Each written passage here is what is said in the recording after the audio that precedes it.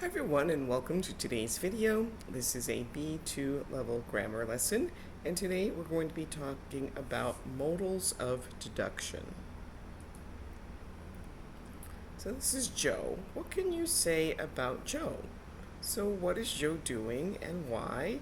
And you can make 3 guesses about that and put those in the comments to start some conversation.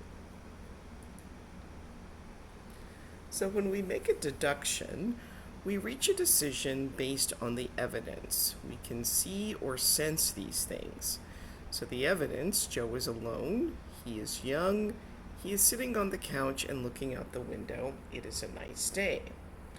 So we use different modal verbs to express how sure we are about something. So how sure are the people who say these things? Joe might enjoy sitting by himself. Joe could be waiting for his older sister to come home from school. Joe must be sitting there because his parents punished him. So let's look at how we use modals for deduction. So if I know this is true 100%, you would say something like he is on his lunch break or he isn't on his lunch break. If you think it's true, you're about 99% sure, he must be on his lunch break or he can't be on his lunch break. If it's just probably true, but you're only about 50% sure, he may, might, or could be on his lunch break. He may not or might not be on his lunch break. So there is no difference between may, might, and could. They have the same meaning. So remember that we make deductions based on evidence. So I think this is true. The house is dark, John can't be home, Leo is shivering, he must be cold. Or it could be, it's possible that it's true. John is looking in the fridge, he might be hungry. Zara isn't in the office, she may be sick. I called Yosef, but he didn't answer, he could be sleeping. So at about 1 a.m. on March 18, 1990, $500 million of art was stolen from the Gardner Museum in Boston. Gardner Museum in Boston. All right, so we're going to read the text and answer the questions. You can pause the video and read on your own, or you can follow along as I read. We have some vocabulary words here. On duty is at work at the time. Pretend is fake, not real.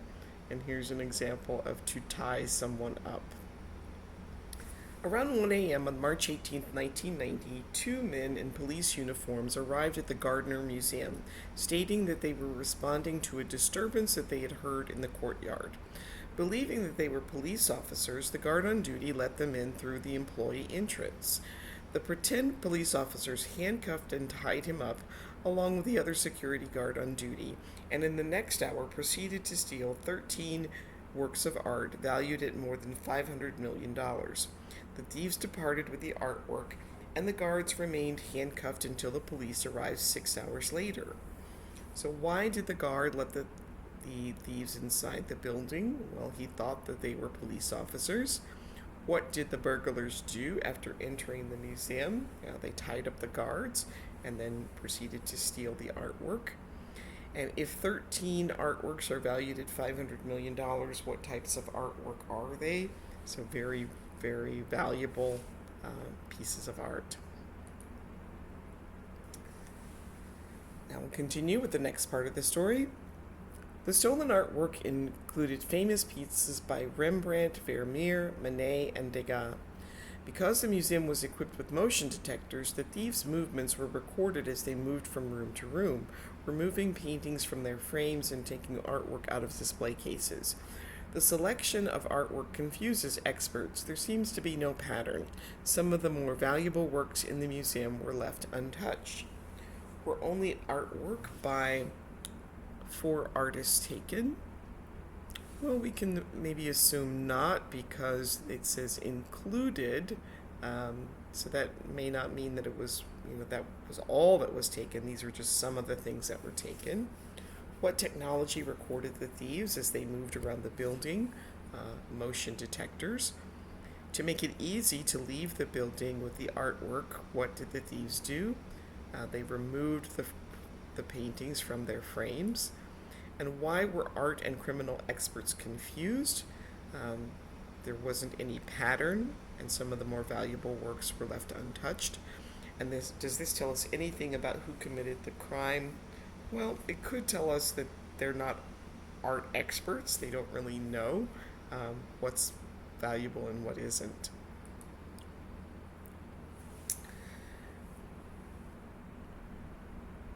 Now read about what the authorities did. The FBI made deductions about the crime and find them in the text. When investigating crimes, the authorities have to make deductions based on the evidence. A deduction is not a fact. If you deduce something, you come to a logical conclusion. The FBI believes that the thieves might have been members of a criminal organization. Some experts believe that the way the criminals handled the artwork, cutting paintings and smashing frames, shows that they must have been amateur criminals. Many people believe that one of the guards could have been a potential collaborator in the theft.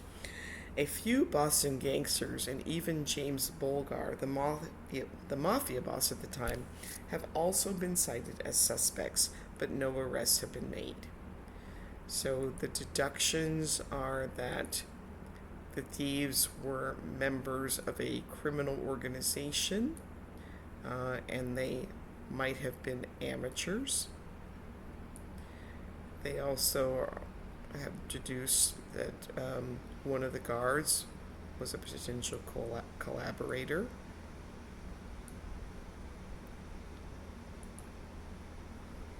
Okay, we make deductions about the past every day.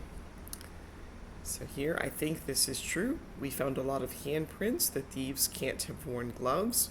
There were footprints on the other side of the wall. The thief must have lost a shoe. Or it's possible that this is true. There were shoe prints at the back of the museum. They might have been left by the thief. We found strange fingerprints in the staff kitchen. The thief may have gone there for something. And the stolen artwork was heavy. The thieves could have had a getaway car in the street. We found tire tracks. So to form the past modals of deduction, we use might have, could have, may have, must have, and can't have, plus the past participle. So he must have been on his lunch break. He can't have been on his lunch break. He could have been, might have been, or may have been on his lunch break. He may not have been, or he might not have been on his lunch break. Despite some promising leads, to this day, the artwork has not been found. It remains the biggest unsolved art theft in world history, and the museum is continuing to actively investigate the theft while empty frames hang in place of where the art once was. So what happened? How did the criminals get away with such an enormous theft? So find the words in the text that show information expressing possible success in the future.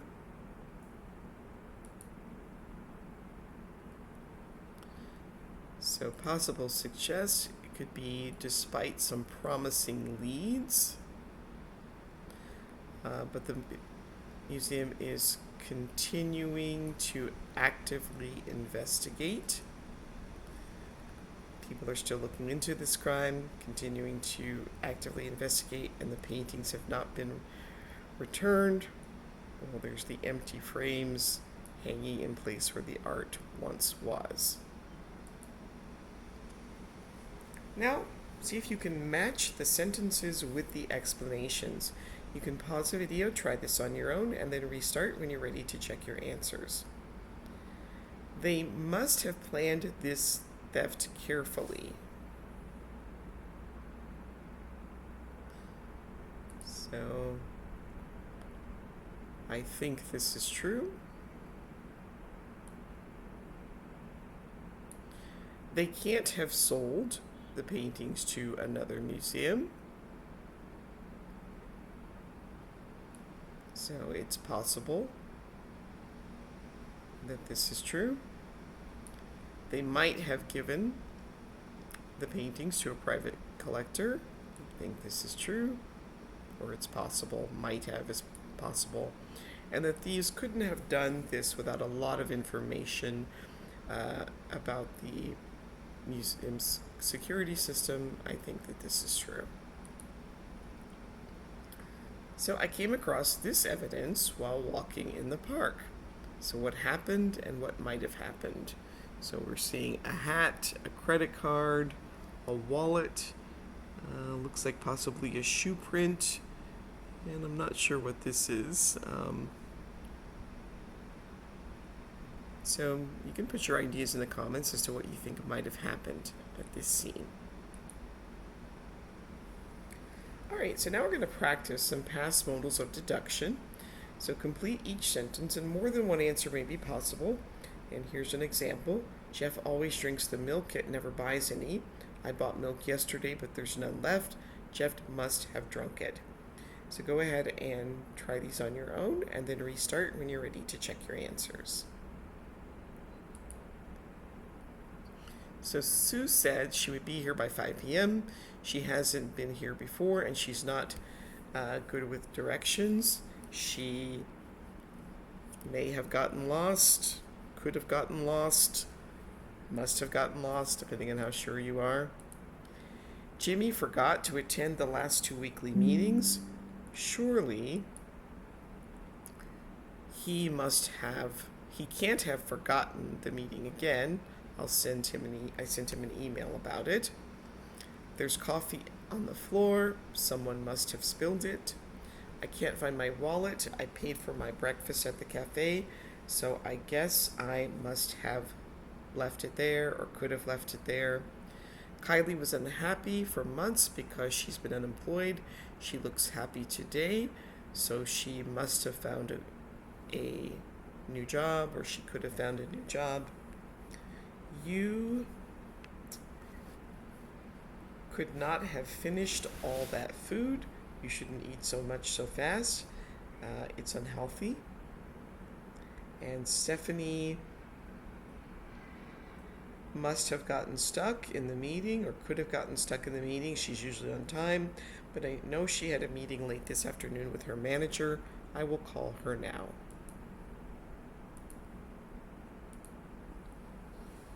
Alright, in each exercise, the final sentence contains an error, so go ahead and correct it. Here's an example. I saw Lorna in the street and I waved to her. She didn't wave back. She mustn't have seen me. The correct answer would be she can't have seen me. John said he would arrive home at 7 p.m. I went to his house at 7:10, but no one answered. He could have arrived home late, or he must have arrived home late. Sally is always asleep by 9:30. She could have been asleep when I sent a text at 11 p.m., so she must have been asleep when I sent a text at 11 p.m. There's water on the ground outside. It must have rained last night, or it could have rained, might have rained. Derek and Eddie aren't talking to each other. They must have had another argument. Julie is always on time, but today she didn't come to the meeting. Something must have happened, or something could have happened. Never leave food on the table. The cat eats everything.